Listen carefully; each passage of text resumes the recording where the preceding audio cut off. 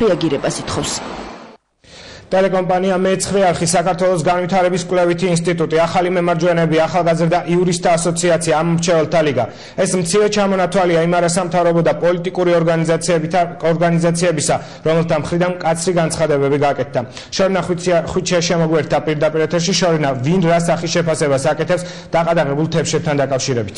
დაყადაღებულ თებშებთან დაკავშირებით ჯერ კიდევ მაესტროს განცხადებამდე ისაუბრა რამდენიმე არასამთავრობო ორგანიზაციამ კოალიცია სამოქალაქო განვითარებისთვის ამ ფაქტს შემაშფოთებელს უწოდებს და ისინი მიიჩნევენ რომ ხელისუფლების მსგავსი ქმედებები ეჭვქვეშ აყენებს 2012 წელს ჩასატარებელი საპარლამენტო არჩევნების გამჭვირვალობას და დემოკრატიულობას.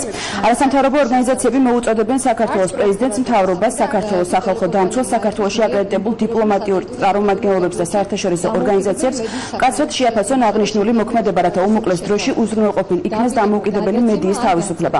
ამავე თემაზე დღეს მედია ორგანიზაციის სოლიდარობა მედიის თავისუფლებისთვის წევრი ორგანიზაციები შეიკრიბნენ და სატელიტური თებშების დაყადაღებაზე იმსჯელეს. ორშაბათისთვის მედია ორგანიზაციების სახელით დაიწერება მიმართვა, რომელიც ორგანიზაციაში გაერთიანებული მედია საშუალებებით გავრცელდება. მაესტროს თემას გამოეხმაურა კამპანია ეს შენ გეხებას წევრი ორგანიზაციებიც, მათი თქმით, ელიტა ბურჯისგან განსხვავებით სახელმწიფო აუდიტის სამსახურს არ მიუღია გადაწყვეტილება ტელეკომპანია მაესტროს რომელიმე პარტიასთან დაკავშირებით ამ ორგანიზაციის სამართალდამღვრევა ცნობის თაობაზე და არ მიუმართავს პროკურატურისთვის საკითხის შესწავლის მიზნით. მისივე თქმით, არც პროკურატურას და არც სასამართლოს საზოგადოებისთვის არ წარმოუდგენია არანაირი მტკიცებულება, რომლის მიხედვითაც დასტურდება, რომ მაესტროს მიერ სატელიტური ანტენების შეძენა და მოსახლეობისთვის მათი დამონტაჟება რამენაირად უკავშირდება პოლიტიკური პარტიის საქმიანობას.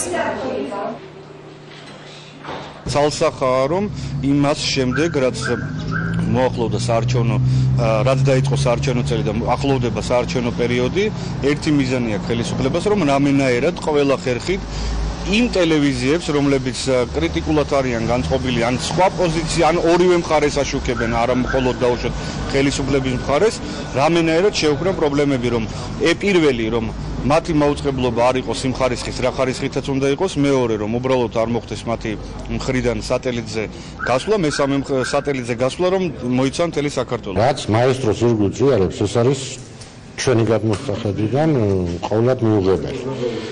ჩვენ ვფიქრობთ, რომ მედია საშუალებას არ აძლევენ განვითარების შესაძლებლობას. მაესტროს კუთვნილი სატელიტური ანტენების დაყადაღებით დაირღვა საქართველოს კანონმდებლობით დადგენილი ნორმები. ხელი ეშლება დამოუკიდებელი ტელეკომპანიის განვითარებას, რაც სახელმწიფოს მხრიდან მედია ბიზნესში უხეშ ჩარევას წარმოადგენს. აღნიშნული ქმედებით ხელისუფლება აფერხებს პოლიტიკური მედია სივრცის შექმნას პლურალისტური ბოდიშქიხით, რაც მნიშვნელოვნად აუარსებს საარჩევნო გარემოს და ქმნის არათანაბარ კონკურენტულ პირობებს. აბსურდის რაღაც თეატრი თუ სპექტაკლი, რა ვიცი, რა დავარქვა ეს გაუგებრობა, რაც მოხდა ანტენებთან დაკავშირებით, უნდა სასწრაფოდ დასრულდეს, იმიტომ რომ ეს გადაწყვეტილება ზიანს აყენებს ყველას, მათ შორის მაესტროს, ზიანს აყენებს ხალხს, რომელსაც სჭირდება ანტენა იმისათვის, რომ ტელევიზორს უყუროს. მაესტროს სატელიტური ანტენების დაყადაღებასთან დაკავშირებით დღეს მიხეილ სააკაშვილსაც კითხეს. მიხეილ სააკაშვილი ქობულეთში ნაპირსამაგრის სამუშაოების მიმდინარეობას ათვალიერებდა და მას ეს კითხვა მეცხრე არხის ჟურნალისტმა დაუსვა, თუმცა პრეზიდენტს მისთვის პასუხი არ გაუწია. Პარლამენტ პრეზიდენტო, ერთი კითხვა მაქვს, თუ შეიძლება მაესტროს ანტენები რო დააყადაღეს ამისთან დაკავშირებით, თუ შეიძლება რომ